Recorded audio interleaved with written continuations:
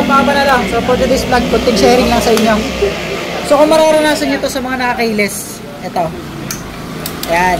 So sa lahat ng mga nakakailis dyan, para sa inyo to. So panoorin nyo mabuti dahil may makuha kayong aral dito. No? So kahit ako natuto dito ngayong araw. So unstoppable blink. So dito lang kayo pupunta mga panalo. Ayan. So ang scenario nito, ayan, putol siya, no? Putol. So ang hirap i-identify niyan agad dahil hindi nyo agad yan mahanap. So ito palang negative ni sniper na keyless 155R. Lahat na nakakailis dyan dalawa pala yung wire nya. So ang tendency niyan, ang pinakang sakit nya, once na nalulubak kayo, tuwing malulubak, mamamatay yung motor nyo or nawawala yung batak. So anytime na nalulubak, nawawala yung batak nya. So ito na yon. So mapapansin nyo, nagbiblink siya. Kasi ko-connect ko dito, yan. Nakita nyo, nagbiblink, diba? So i-connect ko na yan dito.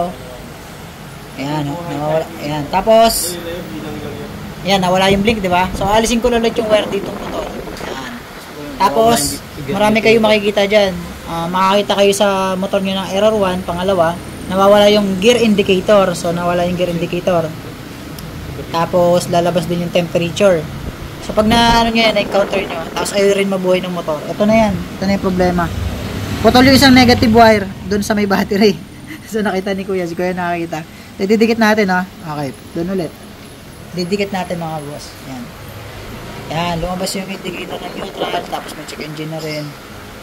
Tapos nawala na yung blinking. Then, tatanggalin natin ulit yung wire. Pakita nyo mabuti. Yan. Tatanggalin ko yung wire, iangat to. Yun, nawala. So, ito na yan, So, pag nangyari yun sa mga motor nyo, ito lang problema mga boss. Putol yung isang wire. So, ang gagawin nyo dyan, ikakat nyo lang to at magkoconnect kayo ng bagong wire papunta dito or ihinang nyo na yan o kaya ipitin nyo dito sa tanso na to. So napakasakit nito sa ulo mga boss dahil ang tagal namin hinanap. So almost 2 hours na kami dito nag-iikot at tinahanap namin yung problema. Nagpalit na kaming ECU, nagpalit na kaming battery. So hindi po battery yung problema niya, po, negative wire putol dito sa may negative ng battery natin. Yan putol.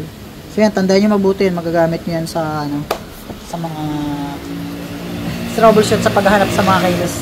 So yan, meron tayong natutunan ngayong araw. So, pag putol yung negative sa may battery, magbiblink yun to, ma-unstoppable blink. Kukonect natin ulit, makikita nyo. Ayan, lalabas na yung neutral, saka yung may check engine. So, re-reset lang natin yung check engine yan. Then, ayun, okay na ulit to, makabiyahe na sila boss. Umikot ako kanina, pagkatapos namin mag-PMS, akala ko nasira namin yung motor. Kasi ginawa namin dito. Yung pala, putol yung wire. So yun, una sa lahat, basta pag nalulubak, once na nalulubak, kadalasan kasi battery, di ba? Luwag yung battery. So ngayon, pag nalulubak at namamatay yung batak, nawawala yung hila. So ito na yon, yung pinakang wire na to. Ayan putol. Ayan putol yung wire sa negative. So ngayon, kukonik lang namin yan, tapos okay na. So major cause ng pagkaputol nito mga boss, yung meron kasi siyang rubber dito tali. Ngayon, hindi na ibalik yung tali dito. So minsan tayo, pag natanggal natin, binabypass na natin, hindi natin binabalik. So ngayon, copy play ni battery habang nalulubak tayo, napuputol naman ngayon yung wire na to. So yun yung major cause kung bakit nagkaganon yung motor ni boss. So kaya naputol.